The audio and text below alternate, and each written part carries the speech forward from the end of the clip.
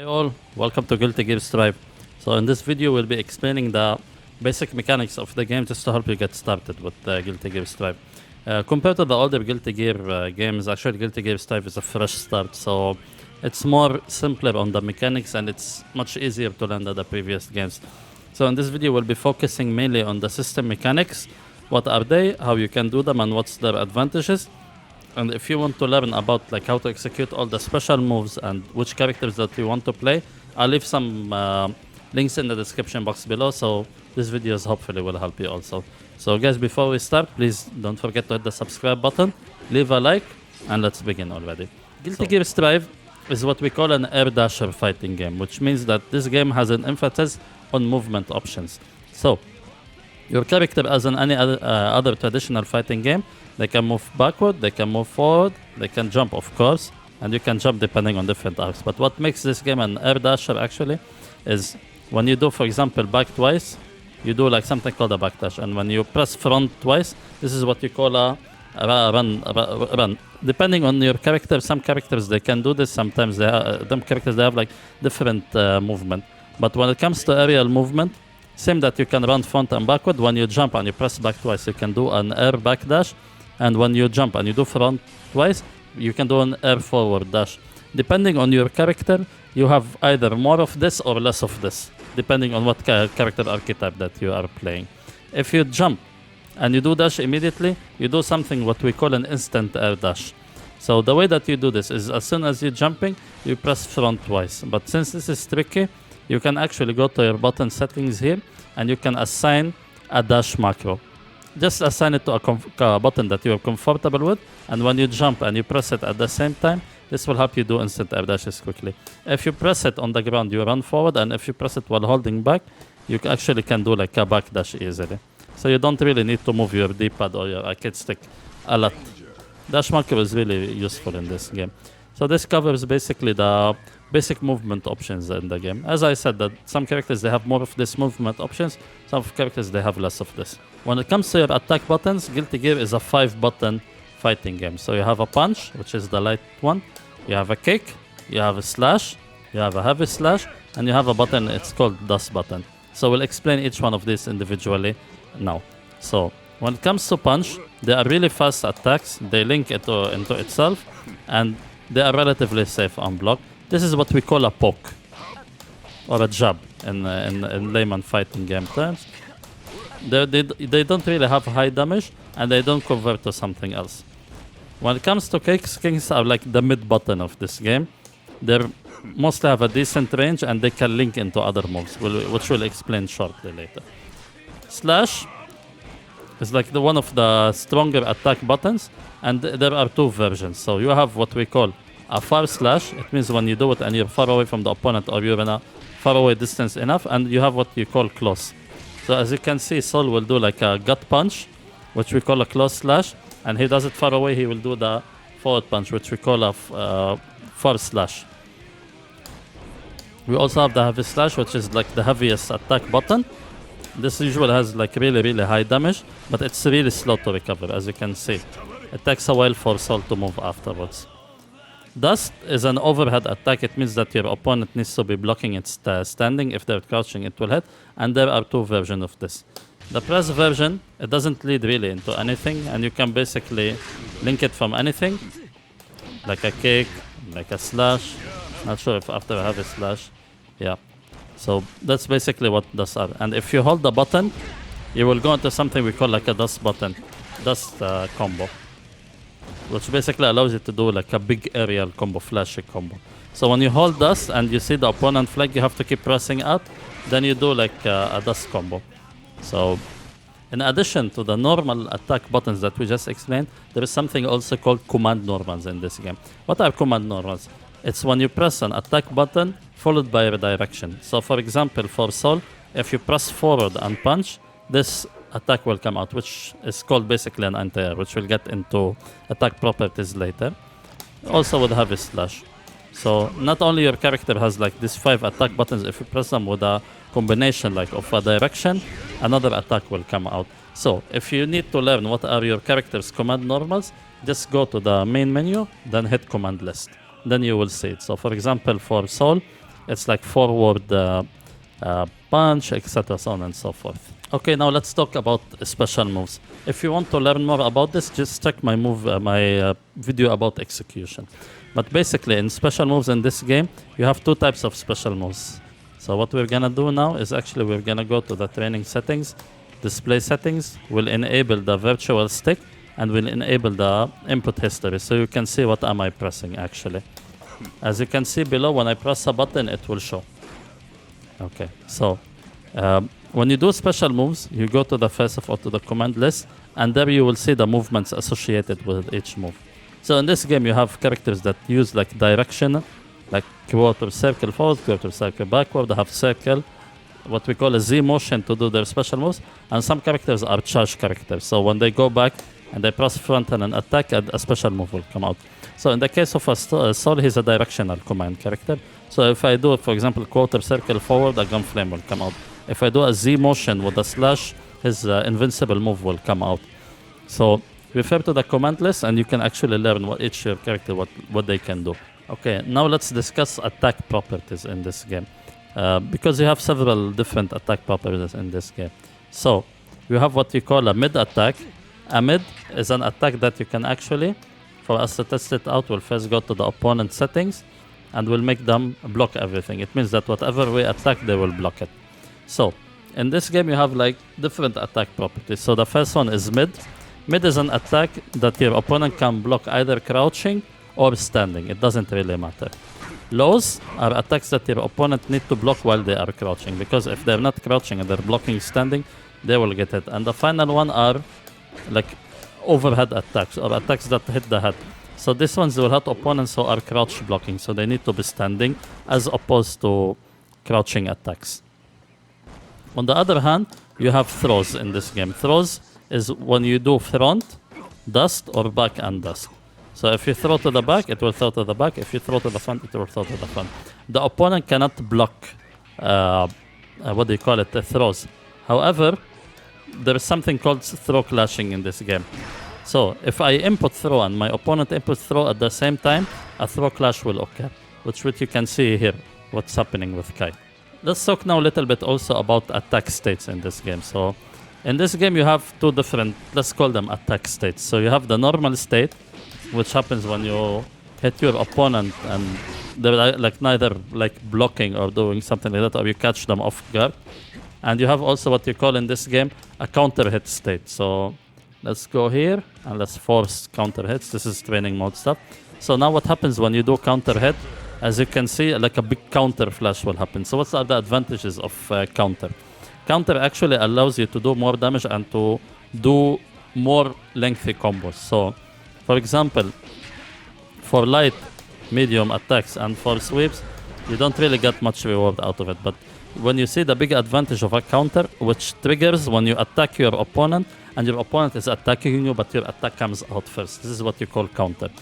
So for example, if I do like this, as you can see, I can actually continue after it. On normal circumstances, I cannot really do this. This is the benefit of counter attack set. So some counters, they lift your opponent up, for example, like this. Some counter hits, they really like just do a low sweep, which gives you a lot of advantage. And some attacks don't give you counter hit state. For example, throws.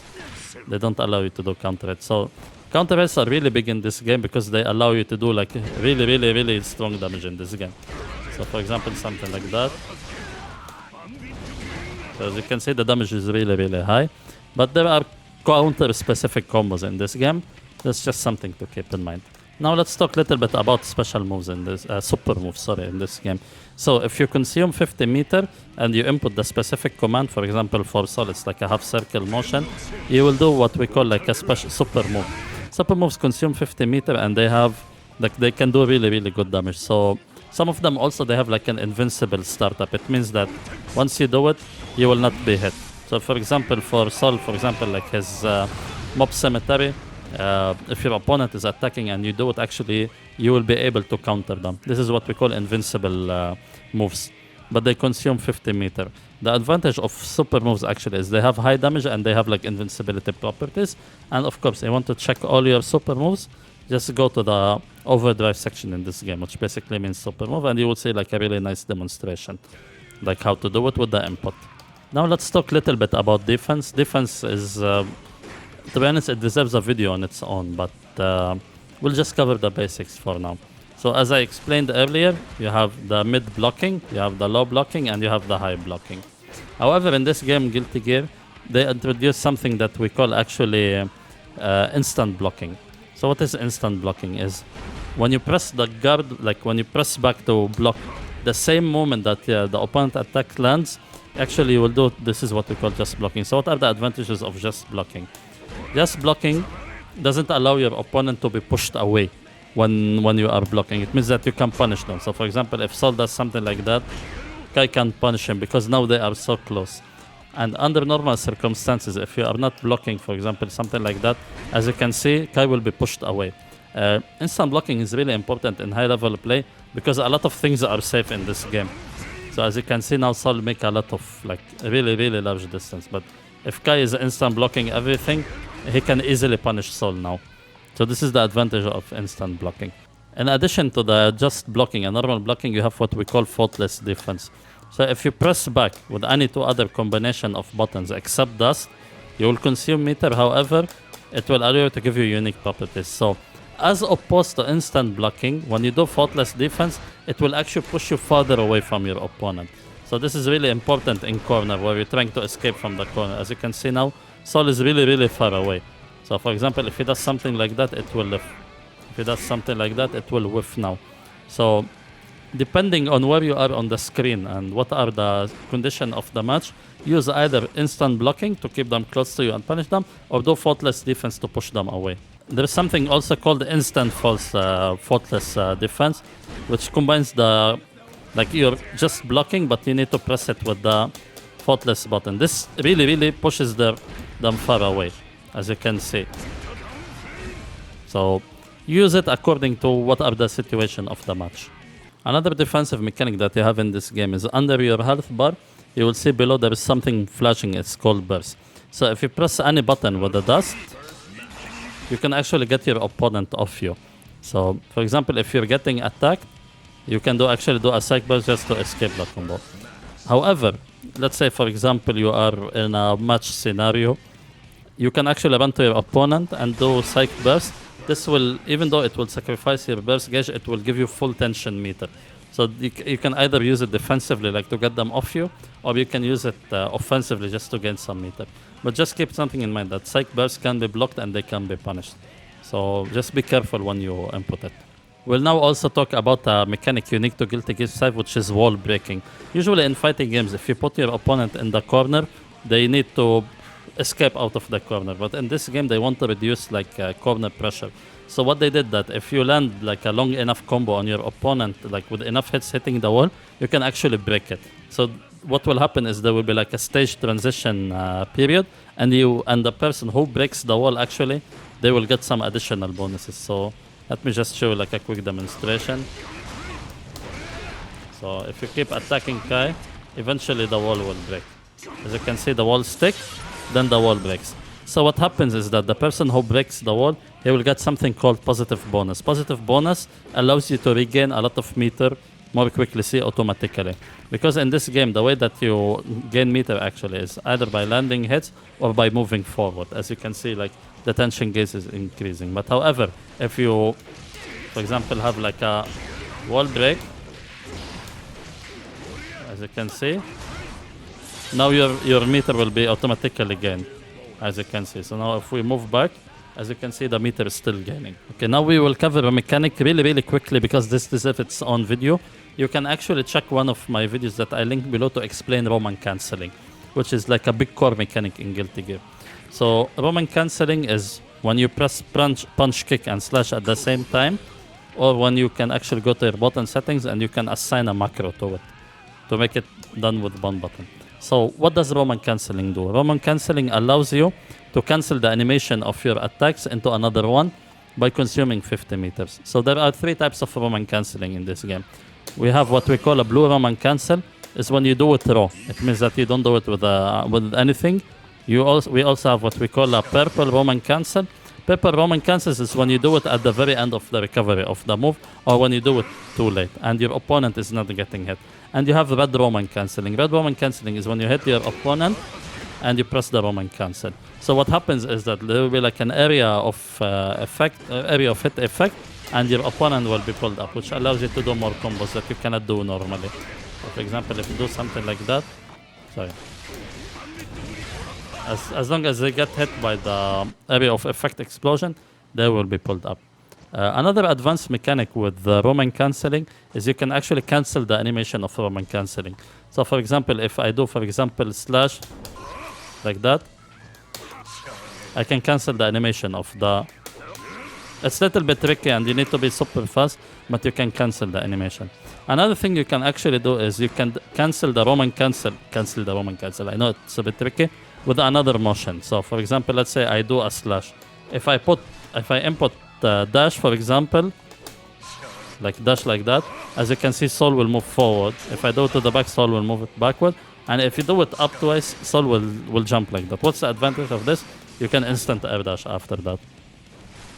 So the benefits of Roman cancelling, it makes your attacks that whiff safer. So for example, if I whiff this, I can do Roman cancel and block. It allows you to extend your combos. For example, something like that. Sorry, I don't have meter anymore. So on and so forth. So this is the advantage. And you can also go for some mix-up. So for example, like something like that. You can grab, as you can see. So this is really, really tricky. Roman cancel, as I said, it has its own video in the description below, and where I can go more into detail into this. All right, guys, that's it. Thank you so much for watching. Welcome to Guilty Gear Strive. I have more videos coming soon, just to teach you all about Guilty Gear Strive. If you have any questions, just leave them in the comment section below, and I will answer them for you. Also, I will be streaming, so I will also be announcing my stream in a separate video where you can actually just come hang out, play with me, and just ask me any questions that you have. Okay, thank you so much for watching. I really hope that you enjoy Guilty Gear Strive. I'll be making a lot of content for the game, so make sure that you are subscribed, and I'll catch you in the next video. Yalla, peace.